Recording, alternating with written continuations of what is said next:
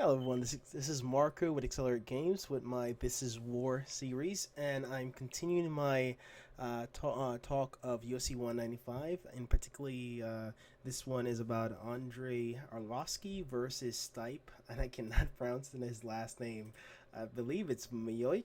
It's Miocic. I can't pronounce it. I'm not sure where he's from. But this was actually a pretty quick fight. For the most part, I would, if you haven't already seen the fight, Stipe won within 54 seconds, and he caught him with some brutal shots. I mean, I actually thought Andrei Arlovski was going to pull this one out. I was rooting for him. I'm a big fan of Andrei Arlovski back in the day when he first came to UFC and he had the vampire fangs.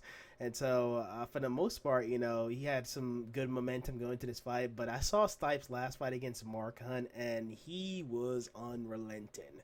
So I was a little bit worried before the fight even started that, okay, this is going to be a really tough match. And heavyweight in UFC, the fights don't really last that long. They usually end within the first 3 rounds, even if in a title fight. So, I mean, even Cain Velasquez's last fight against Werdum that ended, I believe, in round 3 or 2. I can't remember. He ended by guillotine. He lost to Werdum. So I usually don't expect the heavyweights fight to go 5 rounds, but this 50-over-second loss was pretty damn quick.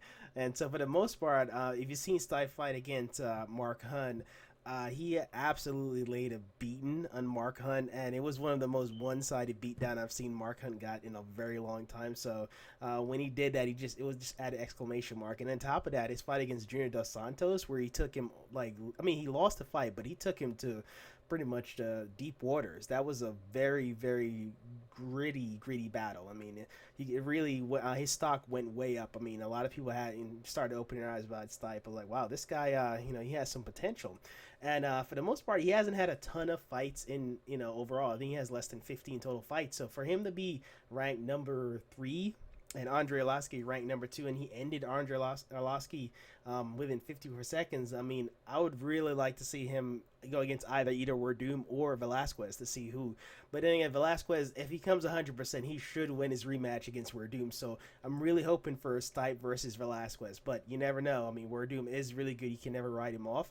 And his jiu-jitsu is world class, especially for a big guy. I mean, he's really technical for a big guy. You don't see that too often. I mean, I think the most technical big guys are probably BJJ as well as Rodolfo Vieira. And if you guys are big into jiu-jitsu, you'll know who those two are. They're usually winning the IBJJF title every single year, especially BJJ. He's no joke. And BJJ is probably probably the best technical heavyweight like in our generation.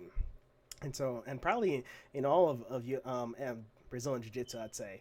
So, and for Werdum to transition some of those skills or, to be that technical with gloves on, it really shows how much a threat Werdum is jiu-jitsu wise, because he's really good. He's trained with a lot of big guys like Bachecha and others. I mean, granted, they're not in the same team, but I'm likening him to Bachecha, but just for MMA. But anyway, overall, go check out the fight. Stipe caught him with the overhand right and then just followed up and just barraged him into the fence and just ended it. It was a pretty quick fight, 54 seconds. His commentary is actually longer than the fight itself. So I'm going to go ahead and end it right here. Thank you guys for watching, and I'll see you guys in the next video.